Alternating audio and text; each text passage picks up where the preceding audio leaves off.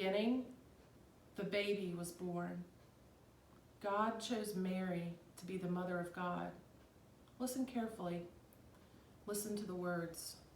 God chose Mary to be the mother of God, and the Word was born a wordless child. And when the baby looked up into the mother, he could see the cross. And when he looked up to the Father, he could see the cross too. Mary and Joseph held the baby close. They kept the baby warm.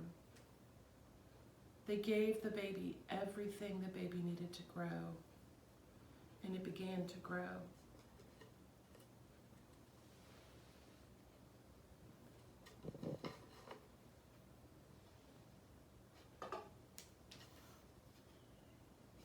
The baby grew and became a boy. When he was about 12 years old, he went with his mother Mary and his father Joseph, and with many other people from their village, from Nazareth into the great city of Jerusalem, to keep one of the high holy days. When the celebration was over, the people from Nazareth went out through the great high gate, and they started on the road towards home. Suddenly, Mary and Joseph realized that Jesus was not there. They thought he had been playing with the other children from their village as they walked together. They hurried back into the great city of Jerusalem to find him. Mary and Joseph looked in the dark and narrow streets. They looked in the marketplace where they had bought their food. They looked where they had spent the night. They looked everywhere. Finally, they decided to look in the temple, and there he was. He was talking to the rabbis, the priests. And when he spoke, they listened, because he knew so much. When they spoke, he listened, because he wanted to learn more. Mary and Joseph then asked Jesus the question that all parents ask their children, the question you can never answer. Why did you do this? And Jesus said something very strange. He said, "Didn't you know I would be in my Father's house?" Mary and Joseph did not understand. Their house was in Nazareth, where Joseph's carpenter shop was. They did not understand, but they did not forget.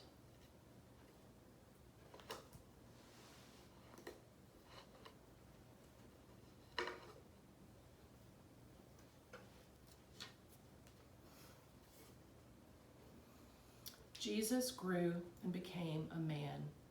And when he was about 30 years old, he went to the River Jordan, where his cousin John was baptizing people. You can see John here. You can see the back of his hair. John was a wild man. Now Jesus waded into the water until he was face to face with John. And he said to John, "Baptize me."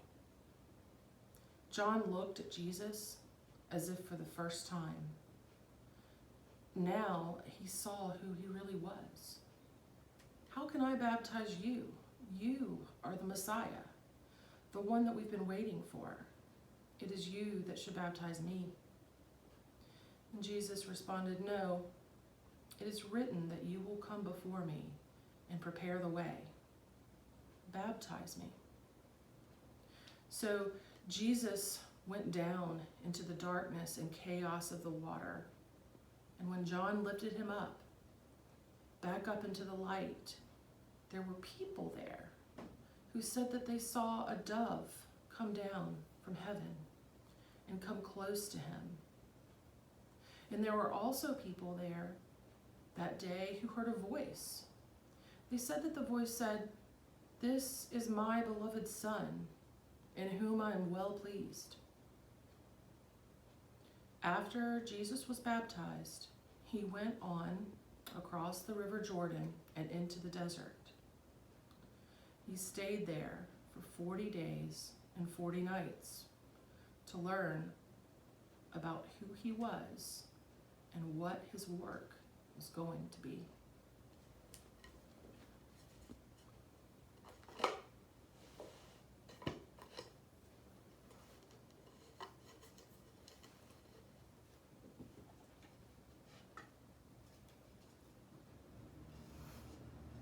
Now, Jesus went into the desert to discover more about who he was and what his work was going to be.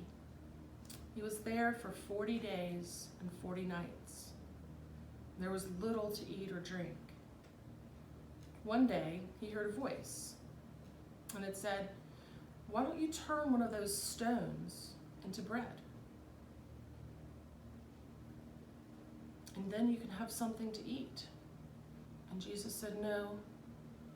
To be a real human being, we need more than just bread to eat." Suddenly, it was as if Jesus was on the top of the great temple in Jerusalem, and the voice came back, "If you are really the Son of God, why don't you jump and see if God sends his angels to catch you before you hit the ground?" Jesus said, "No, we do not need to test God." Then it was as if Jesus could see all of the kingdoms of the world. The voice came back again, "If you will follow me, I will make you king over all of these kingdoms." Jesus said, "No, I am to be a king, but not that kind of king." Then the voice went away. Jesus went back across the Jordan and began to do his work. But what was his work?